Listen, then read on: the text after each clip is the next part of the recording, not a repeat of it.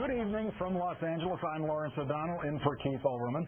The spiritual father of the Tea Party, Libertarian Congressman and sometime presidential candidate Ron Paul, has weighed in on the controversy over the proposed construction of an Islamic center with prayer room 2 blocks from where the towers once stood.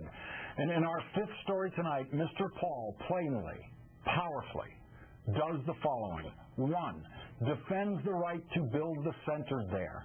2, dismantles the so-called sensitivity arguments.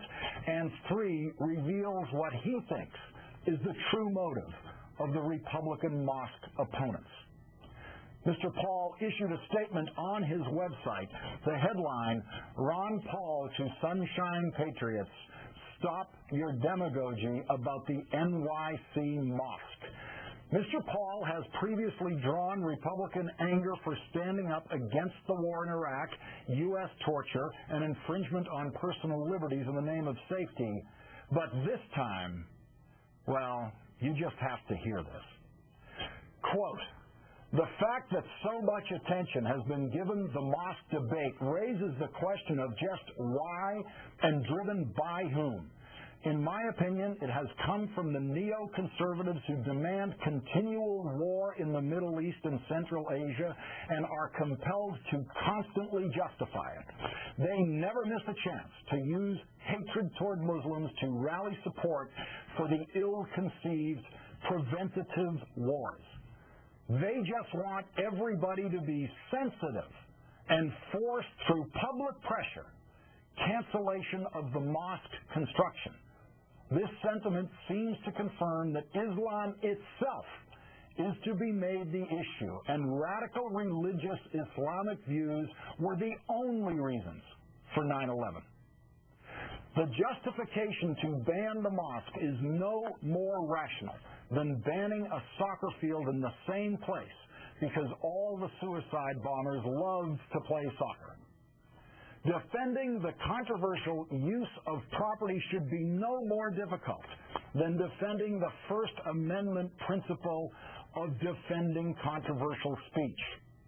But many conservatives and liberals do not want to diminish the hatred for Islam, the driving emotion that keeps us in the wars in the Middle East and Central Asia.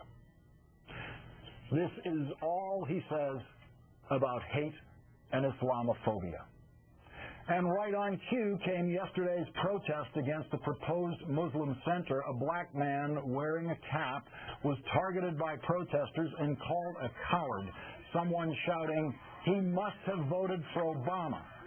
Someone else, quote, we're against the Muslims, not each other. The man, it turned out, was not a Muslim. And 5 years after 9/11, Glenn Beck, now railing against the center on Fox News, once appeared with the center's imam, Faisal Abdul Rauf, on ABC News and spoke to Rauf in a way that suggested Rauf was part of the solution, not part of the problem. It is important for all of us to look evil in the eye and crush it. Radicalized Islam is evil. They're hijacking a beautiful religion. I believe there is a cancer that is radicalized Islam, and it must be cut out or it's going to kill all of us, including the good Muslims. With us tonight on this issue is MSNBC contributor Melissa Harris-Lacewell, also contributing writer at thegrio.com and The Nation, and professor of politics and African American studies at Princeton University. Thanks for joining us tonight, Melissa. First, let's start with the phrase Glenn Beck used, good Muslim. We've gone pretty far down the road once we start talking about good Muslims instead of talking about people who happen to be Muslim who do good or bad things, haven't we? Well, so, let's pause, and I'll do my professorial thing and assign everyone a little reading. So everyone should read the book Good Muslim, Bad Muslim. It's maybe 3 or 4 years old now, but it certainly would speak directly to these issues. But, when I hear good Muslim, it resonates with me with a history of similar kinds of terms. Good Negro, nice girl.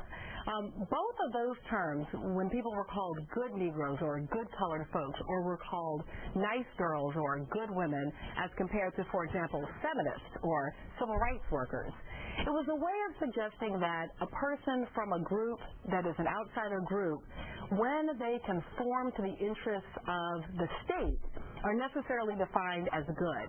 And the reason we want to be careful about that is not only, as you say, that individuals should be judged based on their actions, not on their identity, but also because as soon as you do that, you make it impossible for that person to then act as a bridge to the very community to which you're hoping to speak. So if you call someone, for example, a good Negro, then it's pretty easy for those who are in the civil rights movement to say that person is no longer relevant to us. We don't want to work with them in terms of building these bridges. So if you label people things like good Muslim, by which you mean someone who agrees with me, Glenn Beck, you make it impossible for him to do the work of building the bridge.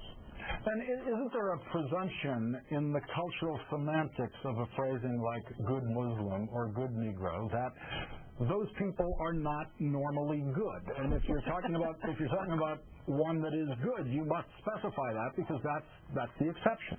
Yeah, absolutely. I mean, it's a bit like suggesting that there's an oxymoron there, and therefore it's worth pointing out, like a reasonable conservative, like Ron Paul has been this week. Now, Melissa, the ugliest scene from the protest yesterday, a black man wearing a tight cap, assumed to be a Muslim, besieged by a mob. What did you see in that scene? Well, again, this is emblematic of what many Muslims in America will tell you occurred in the weeks and months and years following 9/11. Now, overall, I think our nation did a generally good job about not sort of creating a set of policies that pushed out our Muslim brothers and sisters, but there were always these individual acts of hate that occurred, and often these individual acts of hate were against people who were misidentified as Muslims. So, for example, people who were Sikh, and because Americans just don't know very much about the distinctions between these religious cultures, they were misidentified and victimized by hate speech or hate crime. So what I see there is emblematic of that kind of thing, and it's also very scary. It is precisely the opposite of where I'd hoped we'd be going as a nation after the 2008 election. Now, it seems to have fallen to Republican gadfly Ron Paul to make the clearest, unequivocal statement any politician has made who has spoken on this subject.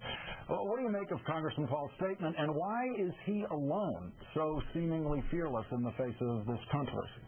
I got to say, rare is the day where, I'm really cheering a Ron Paul blog, but I got to say I was when I was reading this, and I was laughing thinking about the fact that I still carry in my purse a copy of the Constitution that Ron Paul handed to me on a Manchester, New Hampshire street corner during the 2008 primaries. And I'll say the thing about Paul here is that he is doing precisely the opposite of Beck.